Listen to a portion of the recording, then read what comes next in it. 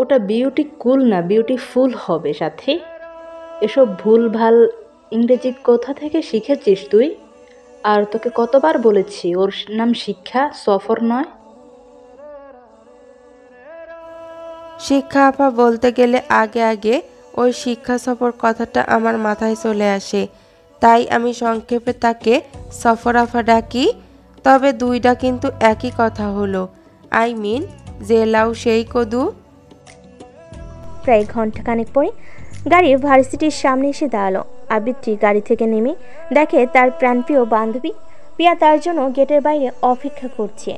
আবৃত্তি পিয়াকে দেখা মাত্রই দৌড়ে গিয়ে তাকে জড়িয়ে ধরল। পিয়া তার কাজিনের বিয়েতে গ্রামে গিয়েছিল কিছুদিনের জন্য, যার জন্য কয়েকদিন তাদের দেখা হয়নি। আর গ্রামে নেটওয়ার্কের সমস্যা থাকার কারণে তাদের মধ্যে কোনো যোগাযোগও হয়নি। অনেকদিন পরে বান্ধবীর সাথে দেখা হয়ে আবৃত্তি এতটা আবেগপ্রবণ হয়ে গেছিল যে শিক্ষা নামে কেউ তার সাথে এসেছে এটাই আবৃত্তি ভুলে গিয়েছে। আবৃত্তি শিক্ষাকে রেখে ক্যাম্পাস থেকে বেশ দূরে একটা নির্জন জায়গায় চলে যায়। দুই বান্ধবী বাহারি আলাপে মেতে উঠেছে। এমন সময় পিছন থেকে পুরুষালী কণ্ঠে ভেসে আসে, আজকে তোমাকে অনেক বেশি হট লাগছে বোয়াম পাখি। দিন দিন আরো বেশি হট হয়ে যাচ্ছ। তোমার হট হওয়ার পিছনে গোপন রহস্য জানতে পারি? আবৃত্তি, তুই কি আজও চুপ করে থাকবি? ওই দিগন্ত বদমাশকে কিছুই বলবি না? তুই ওকে কেন বলছিস না তুই একজন সিআইডি অফিসারের বোন? দিগন্ত দিনের পর দিন তোকে হ্যারাস করছে আর তুই মুখ বুজে সহ্য করছিস, কিন্তু কেন? দেখ, আমি যদি সবাইকে বলি আমি একজন সিআইডি অফিসারের বোন, সবাই আমাকে ভয়ে এড়িয়ে চলবে, কেউ আমার সাথে মিশতে চাইবে না।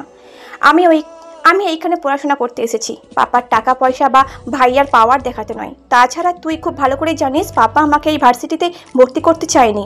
আমি শুধুমাত্র তোর জন্য এইখানে ভর্তি হয়েছি। তাই পাপা বা ভাইয়াকে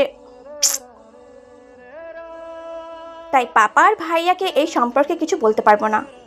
আর আর তোমার তো কয়েকটা দিন, এরপর আমাকে গ্র্যাজুয়েশন শেষ হয়ে যাবে। তারপর দিগন্ত না আমার দেখা পাবে আর না আমাকে বিরক্ত করতে পারবে। এখন তাড়াতাড়ি চল তো, ওকে যত এড়িয়ে চলা যায় ততই আমাদের জন্য মঙ্গল হবে আবৃত্তি। আর পিয়া পা বাড়ানোর আগেই দিগন্ত আবৃত্তির ওড়না হাতের মুঠোয় নিয়ে বলল, এত তারা কিসের সুন্দরী? আমার মনে যে আগুন তুমি জ্বালিয়েছো সে আগুন আগে নিভিয়ে দিয়ে যাও। আমি কিন্তু চিৎকার করব। ও আচ্ছা বেবি, চিৎকার করবে? হ্যাঁ করো করো চিৎকার। এই নির্জন জায়গায় তোমার চিৎকার শুনে কেউ আসবে না। আর ভুলেও যদি চলে আসে এই দিগন্ত আগোয়ালার সামনে দাঁড়ানোর সাহস পাবে না। সবাই জানে দিগন্ত আগোয়ালা যা চাই তা সে আদায় করে নাই।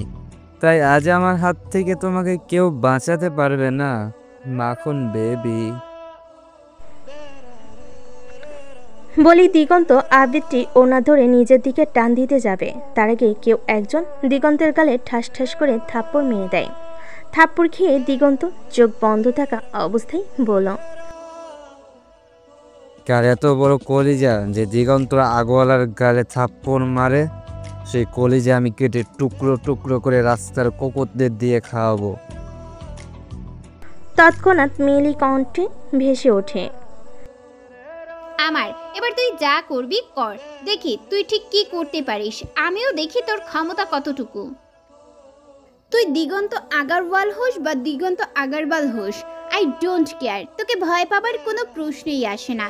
খুব তো বলছিলি আমার কলিজা কেটে কুকুরকে খাওয়াবে, তো এখনো দাঁড়িয়ে রয়েছিস কেন? তোর সাহস দেখা, কাম অন দিগন্ত আগারওয়াল।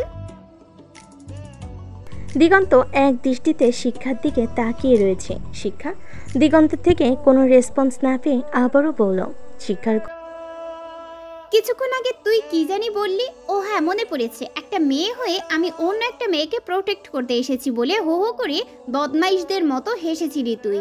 তোর তো দেখছি মেয়েদের ক্ষমতা সম্পর্কে কোনো ধারণাই নেই। মেয়েরা চাইলে অনেক কিছু করতে পারে। একটা কথা কান খুলে শুনে রাখ দিগন্ত আগারওয়াল, মেয়েদেরকে কখনো দুর্বল ভেবে ভুল করবি না। মেয়েরা যেমন পুরুষের পা টিপতে জানে, তেমনি সেই পা ভেঙে গুড়িয়ে দিতেও জানে।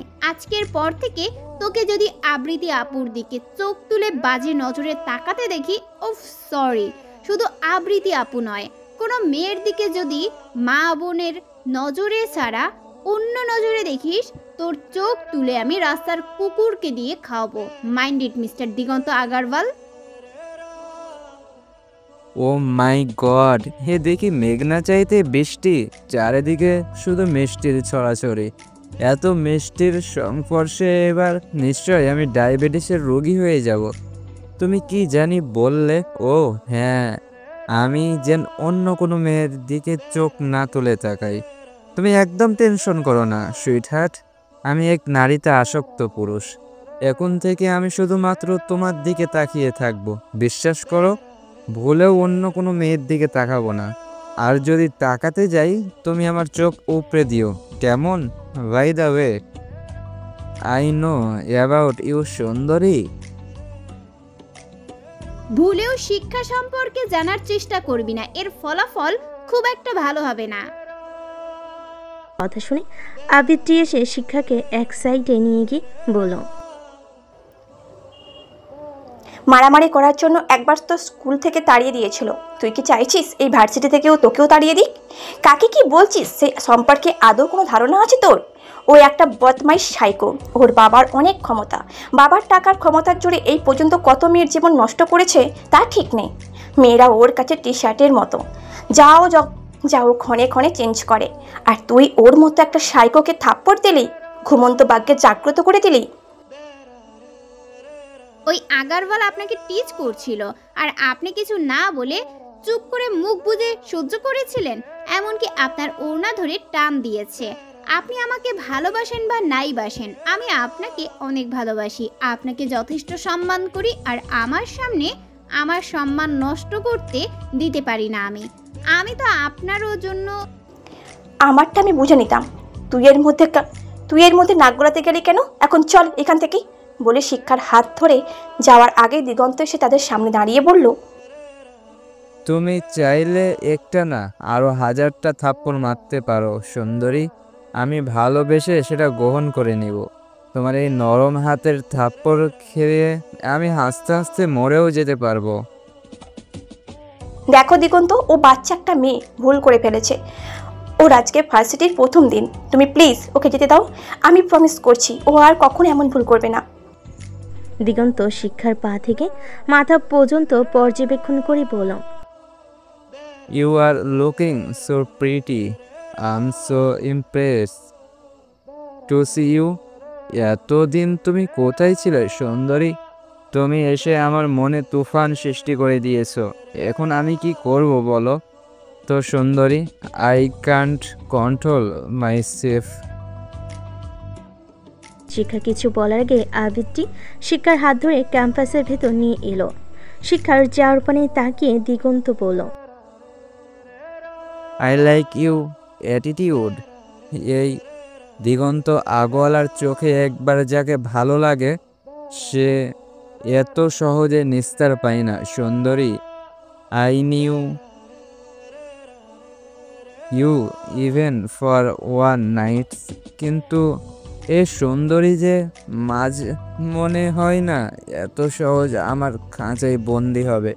কিন্তু আমার তো তোমাকে চাই বেবি, এই any control, it's any control. কিন্তু এটা কিভাবে সম্ভব? ইয়েস আইডিয়া কোথায় বলো? কান টানলে মাথা আসে, আমাকেও কান টানতে হবে, তাহলে শিকার নিজেই বাঘের খাঁচায় ধরা দিবে। আবৃত্তি শিক্ষাকে হিসাব বিজ্ঞান ডিপার্টমেন্টে নিয়ে গেল। আর যেহেতু ফার্স্ট ইয়ারের ভার্সিটিতে প্রথম দিন, তাই তাদের জন্য নবীন বর্ণের আয়োজন করা হয়েছে। অনেক মেয়েরা শাড়ি চুড়ি পরে সাজগোজ করে এসেছে। আবৃত্তি শিক্ষাকে ডিপার্টমেন্টের সবার সাথে পরিচয় করিয়ে দিয়ে কৃষ্ণচূড়া গাছের নিচে প্রিয়ার কাছে গিয়ে বসলো। প্রিয়া আবৃত্তির মন খারাপ দেখে জিজ্ঞেস করলো, কি হয়েছে আবৃত্তি? কিছু না রে, এমনিতেই ভালো লাগছে না। দেখ, যা হবার হয়েছে, শুধু শুধু মন খারাপ করে কি হবে? দিগন্ত আগে শুধু তোকে বিরক্ত করত, আর এখন ওর নজর তোদের দুজনের উপর পড়েছে। আমি আমার কথা ভাবছি না, আমি ভাবছি শিক্ষার কথা। মেয়েটাকে ওপরে ওপরে যতটা শক্ত মনের দেখা যায়, ভেতরে ঠিক ততটাই নরম মনের। আমি ওকে সবসময় অপমান করি, তবুও মেয়েটা কখনো আমার মুখের ওপর কথা বলে না। মেয়েটা ছোটবেলা থেকেই অনেক কিউট ছিল, চেহারার মধ্যে মায়া মায়া ভাব লুকিয়েছিল। দেখলে মনে হতো কাছে নিয়ে আদর করি, কিন্তু আমার ইগো আমাকে ওর কাছে যেতে বাধা দিত। পাপা সবসময় ওকে বেশি আদর করতো। ছোটবেলা থেকে ওর অনেক লম্বা চুল ছিল বলে পাপাকে দেখতাম ওর চুলে তেল দিয়ে দিত, চুলে বেনি করে দিত, যা আমার সহ্য হতো না। আমি এক রাতে রাগের বসে চুল বেঁধে দেওয়া নাম করে বাচ্চা মেয়েটার কোমর পর্যন্ত লম্বা চুলগুলো কেটে দিয়েছিলাম। যখন বুঝতে পারে আমি তার চুল কেটে দিয়েছি, সে কি কান্না করেছিল মেয়েটা। তবুও পাপাকে আমার কথা বলেনি যে আমি ওর চুল কেটে দিয়েছিলাম। মেয়েটাকে কতভাবে অপমান করেছি তার ঠিক নেই, কিন্তু যেই মেয়েটা আজ আমার সম্মান রক্ষা করলো। আমি একটা বিষয় বুঝতে পারি না, তুই সবার সাথে এত ভালো ব্যবহার করিস, বড়লোক বাবার মেয়ে হয়েও শুধুমাত্র আমার জন্য এমন একটা ভার্সিটিতে ভর্তি হয়ে মধ্যবিত্ত পরিবারের মেয়েদের মতো চলাফেরা করিস, নিজেকে সবসময় সাধারণ মনে করিস, কিন্তু শিক্ষার প্রতি এত রাগ, ক্ষোভ, অপমান, অবহেলা কেন? তোর ভালোবাসার মানুষ যদি আমাকে ভালোবাসে তখন তার কেমন লাগবে পিয়া? তুই কি পারবি চোখের সামনে নিজের ভালোবাসার মানুষকে অন্য কারো হতে দিতে? নিজের ভালোবাসার মানুষ মনের উঠোন জুড়ে অন্য কেউ বিরাজ করুক, এটা সহ্য করতে? নিজের ভালোবাসার মানুষের জন্য অন্য কারো প্রতি ভালোবাসা দেখাতে? মানে আমার ভালোবাসার মানুষ ওকে ভালোবাসে। কি নেই আমার বলতো পিয়া? আমি যথেষ্ট সুন্দরী, শিক্ষিত, বড়লোকে বাবার একমাত্র মেয়ে, তবুও নির্জন ভাই আমাকে ছেড়ে ওই বাইরের একটা মেয়েকে তার মনের উঠোনের জায়গা দিল, তাকে ভালোবাসলো। কেন পিয়া? আমি কি নির্জন ভাইয়ের ভালোবাসা পাওয়ার যোগ্য নয়? কি এমন আছে ওই শিক্ষার মধ্যে যে আমার মধ্যে নেই? কেন নির্জন ভাই আমাকে ভালোবাসতে পারলো না? মানুষ যা চায় কখনো তা পায় না, আর যা পায় কখনো তা সে চায় না। চাওয়া পাওয়ার এই দ্বন্দ্ব আমাদের চিরন্তন থেকে যাবে। ধর, আমি যাকে পছন্দ করি সে পছন্দ করে তোকে, কিন্তু তোর কাছে তার ফিলিংসের কোনো দাম নেই। তুই নির্জন ভাইকে চাস, কিন্তু নির্জন ভাই তোকে চায় না। তার মনের উঠোন জুড়ে অন্য কারো বসবাস। তোর তাকে ভালোবাসা উচিত যে তোকে ভালোবাসে। মরিচিকার পিছনে ছুটে কোনো লাভ নেই আবৃত্তি। নির্জন ভাই শুধুমাত্র শিক্ষার জন্য আমাকে ইগনোর করে। শিক্ষা না থাকলে নির্জন ভাই ঠিক আমাকে ভালোবাসতো। শিক্ষা আমার চরম শত্রু, আর একজন শত্রুর সাথে আর কত ভালো ব্যবহার করতে বলছিস তুই? ও এটা ডিজার্ভ করে। তোর কোথাও ভুল হচ্ছে আবৃত্তি। আমি শিক্ষাকে যতটুকু চিনি, আমার মনে হয় না শিক্ষা নির্জন ভাইকে পছন্দ করে। ইনফ্যাক্ট আমি শিক্ষার চোখে নির্জন ভাইয়ের প্রতি কোনো ভালোবাসা দেখিনি, দেখেছি সম্মান, শ্রদ্ধা। দেখ আবৃত্তি, নির্জন ভাই যদি শিক্ষাকে ভালোবাসে, এতে শিক্ষার দোষ কোথায়? শিক্ষা নির্জন ভাইকে ভাইয়ের নজরে দেখে। এমনও তো হতে পারে যে শিক্ষা নিজেও জানে না নির্জন ভাই ওকে এতটা ভালোবাসে। আবৃত্তির চোখের পানি মুছে বলল, বাদ দে পিয়া, ক্লাস শুরু হয়ে যাবে। নাও টাইম টু গো। চল।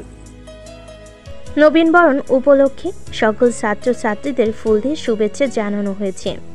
যেহেতু আজ প্রথম দিন, তাই শুভেচ্ছা বিনিময় আর পরিচয় পর্বের মধ্য দিয়ে শেষ হয়েছে প্রথম দিনের ক্লাস। ইতিমধ্যে শিক্ষার তুবা নামের একটা মেয়ের সাথে বেশ ভাব হয়েছে। যদিও মেয়েটার গায়ের রং একটু চাপা, তবে দেখতে ভারী মিষ্টি, অনেক সহজ সরল মিশুক প্রকৃতি। ক্লাসরুম থেকে বের হওয়ার সময় তুবা জিজ্ঞেস করলো, তুমি কিভাবে বাসায় ফিরবে শিক্ষা? একা একা যাবে নাকি কেউ নিতে আসবে? শিক্ষা ভাবছে। আবৃত্তি আপু নিশ্চয়ই এতক্ষণে বাড়ি পৌঁছে গিয়েছে। যে আমাকে দু চোখকে সহ্য করতে পারে না, সে কখনো আমার জন্য অপেক্ষা করবে না। শিক্ষা নিজের মতো করে ভেবে কিছু একটা বলতে যাবে, তার আগে আবৃত্তি এসে বলল, শিক্ষা আমার সাথে যাবে, ও আমার কাজিন। শিক্ষা অবাক হয়ে গেল। আবৃত্তির মুখে তাকে কাজিন সম্বোধন করায়। আবৃত্তি এসে বলল, কেমন লাগলো ভার্সিটি লাইফের প্রথম দিন? অনেক ভালো লেগেছে, কিন্তু আপনি এখনো বাড়ি ফিরে যাননি কেন? তোর জন্য অপেক্ষা করছিলাম, ভাবছিলাম একা একা কি করব না কি করবি, কিন্তু এখন তো দেখছি প্রথম দিনের ফ্রেন্ড বানিয়ে নিয়েছিস। শিক্ষা তুবাকে দেখিয়ে বলল। ও তুবা খুবই ভালো মনের একটা মেয়ে। আবিত্রী তুবাকে বলল। Nice to meet you. শিক্ষার সাথে অবশ্যই একদিন আমাদের বাসায় আসবে। সেম টু ইউ আপু। Bye see you later. বলে আবিত্রী শিক্ষা দুজনেই নিজেদের গন্তব্যে ছুটে চলল। ঘণ্টাখানেক পরে আবিত্রী শিক্ষা বাসায় পৌঁছে কলিং বেল দিলে সাদ্দাম শিকদার দরজা খুলে দেয়। আবিত্রী শিক্ষা দুজনে সাদ্দাম শিকদারকে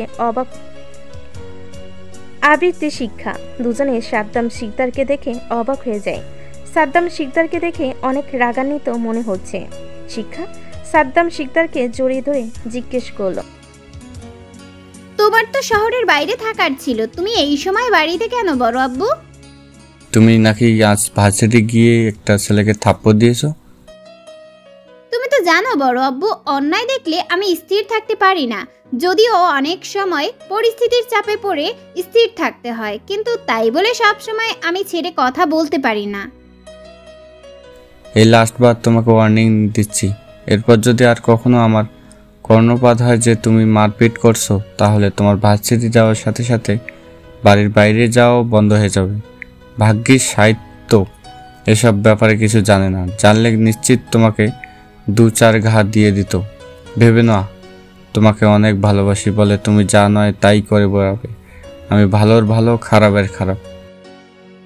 আবিত্রী এই প্রথম শিক্ষার পক্ষ নিয়ে বলল। পাপা, ও বাচ্চা মেয়ে, প্লিজ ওকে কিছু বলো না। ও আর কখনো এমন ভুল করবে না। আমি ওকে অনেক বকা দিয়েছি, তুমি আর কিছু বলো না please. Have you change your mind Abritti? আমি ভাবতেও পারছি না তুমি শিক্ষার হয়ে কথা বলছো। ঠিক আছে, আমি আর কিছু বলছি না, তবে নেক্সট টাইম আর কারো কথা শুনবো না আমি। যাও গিয়ে ফ্রেশ হয়ে নাও। সাদ্দাম শিকদারের ব্যবহারে শিক্ষার চোখে পানি চলে এলো। শিক্ষা মন খারাপ করে নিজের রুমে এসে ফ্রেশ না হয়ে বিছানায় গা এলিয়ে দিল। ক্লান্তির কারণে কিছুক্ষণের মধ্যে ঘুমের দেশে পাড়ি জমালো শিক্ষা। সাহিত্য নিজের ডেস্কে বসে কিছু ফাইল চেক করছে। এমন সময় নম্রতা এসে বলল, সাহিত্য স্যার, আগামীকাল আমার ভাইয়ের জন্মদিন, সবাইকে ইনভাইট করেছে পাপা। আপনি অনুষ্ঠানে উপস্থিত থাকলে আমার খুব ভালো লাগতো। না মানে পাপা খুব খুশি হবে। দেখ নম্রতা, যত তাড়াতাড়ি সম্ভব এই কেসটা আমাদের সলভ করতে হবে। উপর মহল থেকে বারবার ওয়ার্নিং দিচ্ছে, এখন এসব অনুষ্ঠানে তো করে বেড়ানোর সময় না। প্লিজ স্যার, আমি আপনাকে। বাকিটা বলার আগে এসিপি সাইফুল জামান এসে বলল, কি হচ্ছে নম্রতা? নিজের ডেস্ক ছেড়ে তুমি এখানে কেন? নম্রতা আমতা আমতা করে বলল, আসলে স্যার পাপা বলেছিল আমার ভাইয়ের জন্মদিন, তাই আপনাদের। মন্ত্রী মশাই আমাকে বলেছে এই ব্যাপারে। I will try my best. Thank you sir.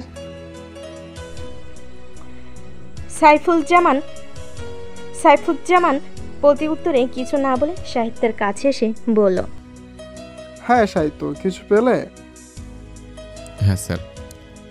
সাহিত্য নিজের ল্যাপটপ এগিয়ে দিয়ে বলল, এই দেখুন স্যার। ও মাই গড, তার মানে আমার ধারণা সঠিক ছিল।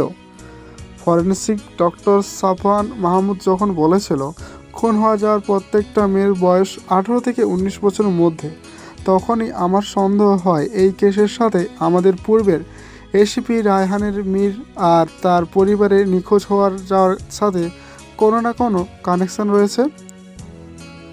এসিপি সাইফুজ্জামানের কথায় নির্জন জিজ্ঞেস করল, কিন্তু কিভাবে স্যার? এসিপি রায়ান স্যার আরও 10 বছর আগে নিখোঁজ হয়েছে, তাহলে স্যারের সাথে কি এমন কানেকশন থাকতে পারে? এসিপি যখন নিখোঁজ হয় তখন তার মেয়ের উচ্চতার বয়স ছিল আনুমানিক 8 থেকে 9 বছর, আর এতদিন তার বয়স হয়েছে আনুমানিক 18 থেকে 19 বছর। আর যে কয়েকটা মেয়ে খুন হয়েছে প্রত্যেকটা মেয়ের বয়স 18 থেকে 19 বছরের মধ্যে। তাহলে এর অর্থ কি দাঁড়ায় নির্জন? জি স্যার, বুঝতে পেরেছি। 10 বছর আগে হয়তো খুনি শুধু এসপি স্যার আর তার ওয়াইফকে হাতে পেয়েছে, হয়তো মেরেও দিয়েছে, কিন্তু ভাগ্যক্রমে উষ্ণতা বেঁচে আসে। আর খুনি হয়তো এতগুলো বছর পরে এটা জানতে পেরেছে যে উষ্ণতা বেঁচে আসে, আর তার বয়স আনুমানিক 18 থেকে 19 বছর হয়েছে।